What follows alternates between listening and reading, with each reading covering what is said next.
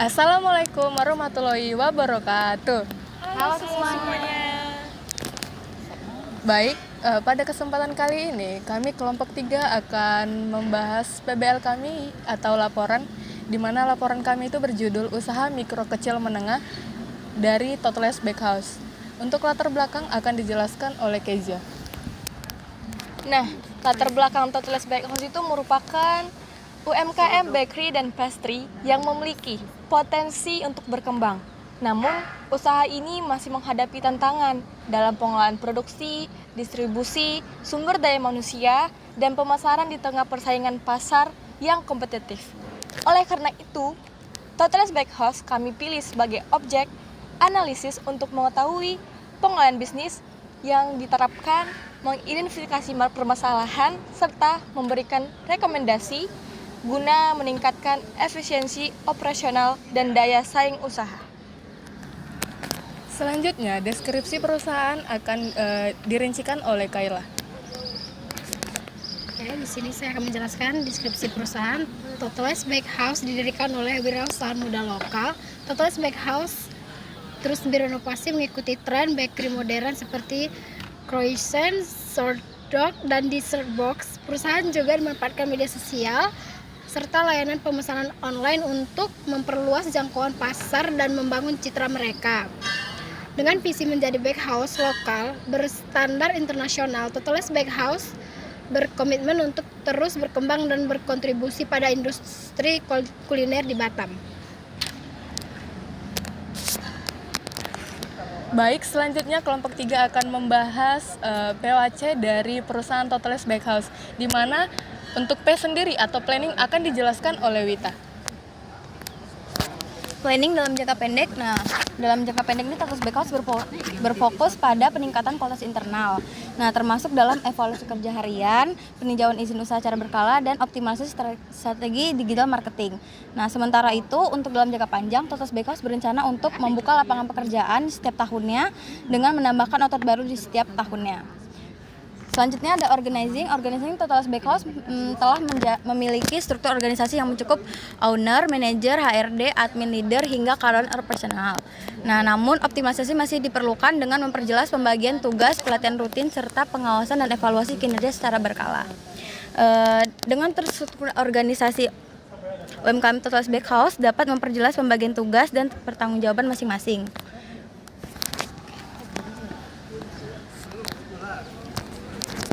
Lanjut ke analisis, actuating, dan controlling yang akan dijelaskan oleh Widi.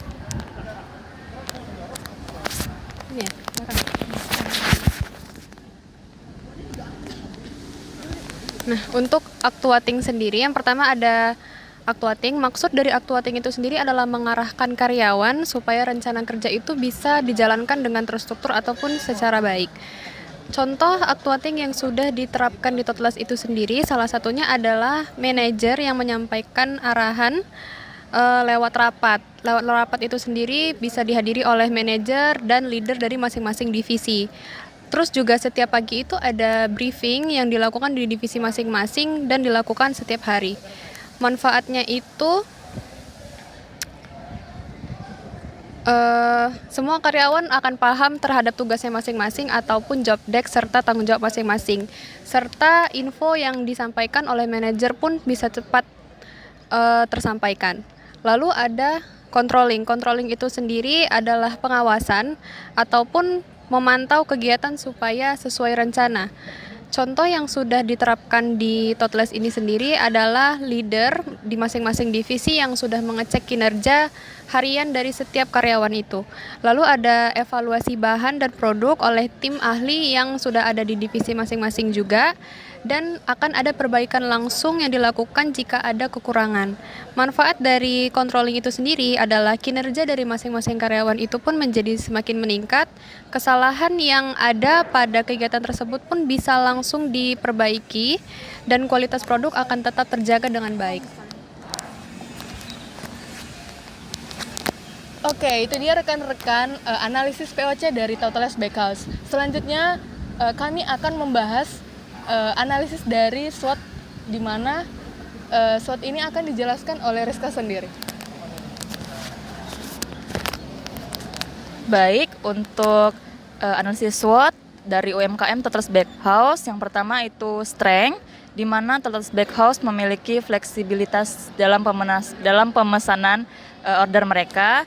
Jadi di mana customer bisa memesan pesanan secara mendadak dalam jumlah besar, tetapi Total Bakehouse dapat menyelesaikannya dalam waktu yang singkat. Untuk weakness sendiri, Total Bakehouse masih memiliki beberapa keterbatasan dibandingkan dengan usaha bakery lain. Selanjutnya opportunity atau peluang, di mana UMKM Total Bakehouse memiliki peluang besar untuk berkembang melalui perluasan cabang di berbagai daerah. Terakhir ada threats atau ancaman, di mana Total Bakehouse menyadari bahwa ada kompetitor lain yang lebih unggul di beberapa aspek. Oke, selanjutnya teman-teman kami akan menjelaskan matriks dari SWOT sendiri yang akan dijelaskan oleh Safwa. Oke, baik. Berdasarkan IFAS dan EVAS, Total Bakehouse ini berada di kuadran Strength Opportunity atau SO, yang berarti memiliki kekuatan dan peluang yang besar. Nah, kekuatan utamanya itu terletak pada rasa produk yang khas, sedangkan peluangnya itu berasal dari media sosial dan marketplace. Nah, jadi strategi yang tepat itu adalah memanfaatkan kualitas produk melalui promosi digital, sekaligus meningkatkan pemasaran online dan menjaga kualitas untuk menghadapi persaingan. Nah, itu dia matriks dari SWOT. Selanjutnya, teman-teman kami akan menjelaskan perhitungan BEP dari Total Bakehouse yang akan dijelaskan oleh Cynthia. Analisis titik impas digunakan untuk menentukan tingkat penjualan dan bauran yang diperlukan hanya untuk menutup semua biaya yang terjadi selama periode tertentu. Analisis break-even point dapat digunakan untuk menentukan titik di mana penjualan dapat menutup biaya-biaya yang dikeluarkan supaya perusahaan tidak menderita kerugian, dan dasar pengambilan keputusan jumlah penjualan minimal yang harus dicapai agar perusahaan tidak mengalami kerugian, serta mengetahui efek perubahan harga jual, biaya, dan volume penjualan terhadap keuntungan yang diperoleh. Dari Total Bakehouse ini, total biaya totalnya adalah 295.685.000. Total biaya tetapnya yaitu 148.300.000. Biaya total variabelnya yaitu 147.385.000. Biaya variabel per unitnya Rp1.719. Harga jual per unitnya yaitu Rp4.000. Dan jumlah produksi per bulannya adalah 85.750. Dalam perhitungan BEP ini, kami menghasilkan BEP unit sebesar 65.009 dan BEP rupiah sebesar 260.035.785 rupiah.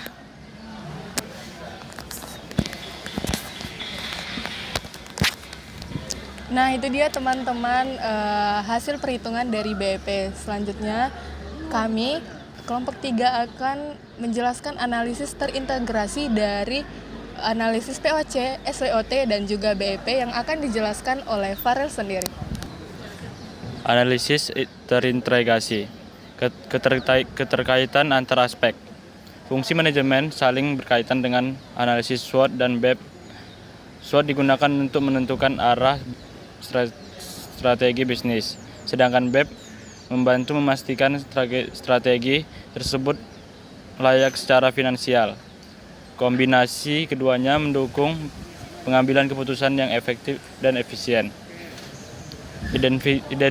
Identifikasi masalah utama.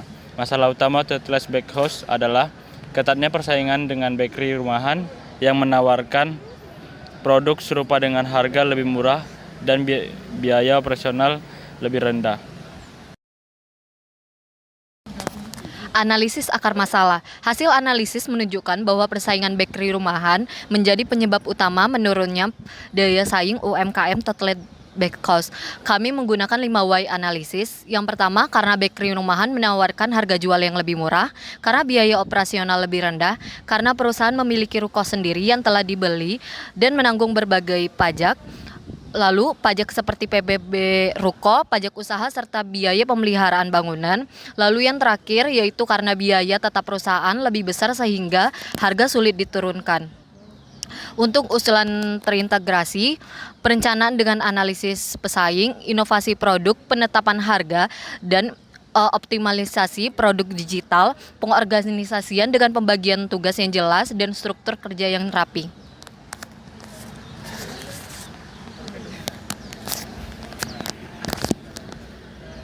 Itu dia laporan dari analisis terintegrasi. Selanjutnya ialah masuk ke dalam saran. Sebagai saran, Total Bake House bisa melakukan beberapa langkah perbaikan. Yang pertama itu menggunakan sistem digital untuk mengelola stok agar pekerjaan lebih cepat dan tidak manual lagi sehingga proses kinerja lebih cepat. Kedua, meningkatkan penjualan dengan memasang iklan produk di media sosial seperti di TikTok atau di Instagram agar lebih banyak orang yang mengenal dan membeli produk. Yang ketiga itu ada untuk menjaga kepuasan pelanggan, Total Bake House bisa membuat program pelanggan setia seperti memberi poin reward atau diskon 10% agar pelanggan tertarik untuk membeli ulang. Yang terakhir itu perusahaan dapat menghemat biaya dengan menggunakan energi lebih efisien, misalnya mengganti lampu dengan LED, memakai sensor otomatis di gudang.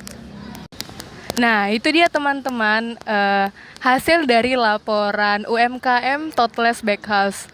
Selanjutnya saya akan membacakan kesimpulan dari laporan hasil kami, di mana penerapan fungsi manajemen POAC dalam Totless Bakehouse ini sejujurnya berjalan cukup efektif dan terlihat dari perencanaan usaha yang terarah dan juga pembagian tugas yang jelas.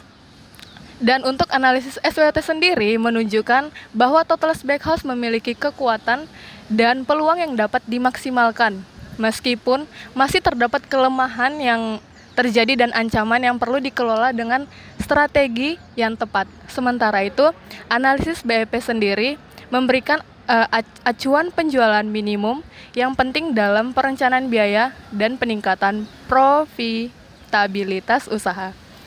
Jadi, untuk output dari kelompok 3 sendiri, kami melakukan output yaitu laporan akhir, poster, video dokumentasi PBL, dan juga video promosi. Sekian dari kelompok 3. Wassalamualaikum warahmatullahi wabarakatuh. Bye-bye.